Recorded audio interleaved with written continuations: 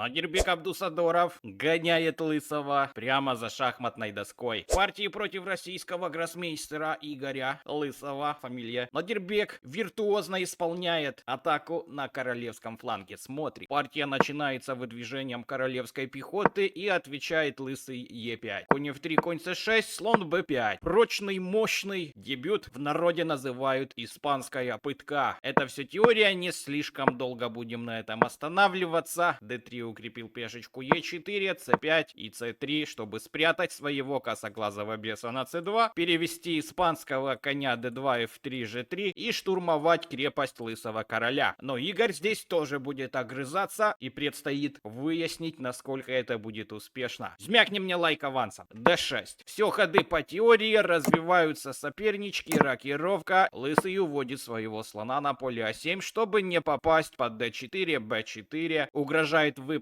слона на поле G4 с неприятной связкой, а также после хода ладья E1 возможный прыжок коня на поле F2, чтобы повторением ходов сделать ничью. Например, если сейчас ладья E1, конь G4. Тогда надо играть или кривое ладья E2, или ладья F1 назад. Тогда просто конь F6 назад, сюда, G4, и вот таким образом часто партии заканчивались в ничью. Можешь проверить по базе дебюта. Поэтому Абдусадоров играет H3, чтобы исключить эти ничейные моменты. Ведь Лысого надо накатать. Хитрый Блядудуй собирается идти через h5 на поле f4 и где-то накатывать своим ферзем g6, g2, устраивать танцы карнавал белому королю. Ладья e1 сюда, конь f4, и уже с пешечкой на поле d3 есть моменты. Испанский конь открывает дорогу ферзю на защиту пешки на поле d3, и ферзь подходит к атаке. Сейчас будут Нодирбека прессовать, но недолго. Испанский стыд развивается на поле g3, неточность, лучше было бы сыграть сразу d4, чтобы после d4 в случае взятия этой пешки долбануть конину и сделать себе прекрасный центр e4, d4, дальше угрожает e5 и где-то конь на поле f4 может подвиснуть. И плюс ферзь c2, слабая пешечка на поле c6. Но в партии было конь g3, подводит Абдусадоров коня к атаке. Все как велит Руи Лопес. Конь e7, бежит черный конь занимать пастбище на поле g6, чтобы укрепить братуху на поле f4. d4, Нодирбек рвет, шмонает сразу по центру. Конь e6 и слон c2. Укрепили пешку e4, слон занял боевую позицию, теперь можно приступать к активным действиям. Игоречек решил подменять одного из скакунов. Давай поменяемся, ферзь сюда. Освободилось поле f3, и теперь белый ферзь с удовольствием сюда входит. Если ты еще не подписан на канал, можешь подписаться, здесь самые топовые разборы. Есть угроза долбануть коня на поле f4, и после взятия пешкой сыграть конь h5, выиграть эту пешку. Поэтому самое смелое решение убежать. Допускает Лысый ошибку, что позволяет Нодирбеку поторопить своего коня на поле f5. Теперь гарде ферзю, ферзю надо отступать. И точным ходом ферзь f6 Игорек дает возможность Нодирбеку сделать легкий тактический прыжок конем. Конь h6. Если забрать этого коня пешкой, вот так вот мы берем пешкой, теряется ферзь. Поэтому брать нельзя. Если забрать ферзем, ну тут вообще объяснение для чайников. Слон с поля c1 забирает этого ферзя. Поэтому, чтобы не допустить потерю своего ферзя,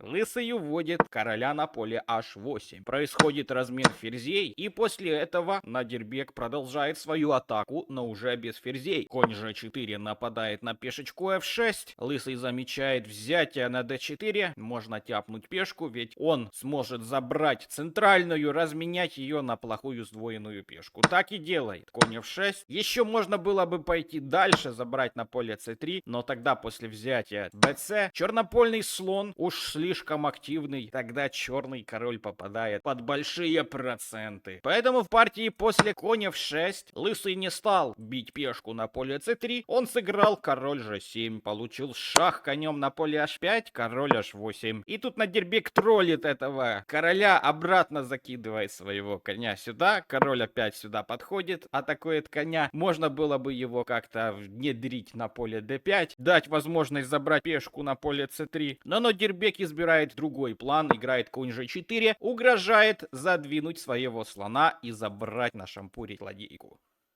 Король h8 убежал. Получает тычок e5, чтобы освободить при случае диагональ. Неточность. Лучше было бы сыграть сразу. Слон h6. Например, вот так. Слон h6. Ладья g8. И тогда уж e5. Но Нодирбек у нас молодец. В этой партии двигает лысому e5. Этот забирает на поле bc. bc, bc и e5. Оценка позиции уже плюс 2 и 5. Лысый обороняется изо всех сил. Кстати, ссылка на партию будет в описании к видео. Вы можете ее посмотреть своими глазами, потрогать, руками посмотреть. Ладья e5 забрал на e5. f6 прогоняет эту ладью. И у ладьи находится сильный мув. Ладья h5 угрожает взятие пешки на поле h7. Даже без ферзей Нодирбек могет создать сопернику дефицит идей. Настолько все быстро, что у лысого не хватает темпов развить своего белопольного слона. И скорее всего этот слон уже не сыграет ни одного хода. Ладья f7 защищаем поле h7. Ладья h6 нападаем на пешечку. И вместо того, чтобы отдать эту пешечку, например, можно было бы сыграть слон c5, после взятия на f6, сыграть слон f8, чтобы после размена на поле h7 просто получить еще как бы не полностью проигранную позицию, да, неприятную. Ну тогда слон g7 атакуем пешечку c3. С точки зрения человека играть еще можно, хотя очень сложно.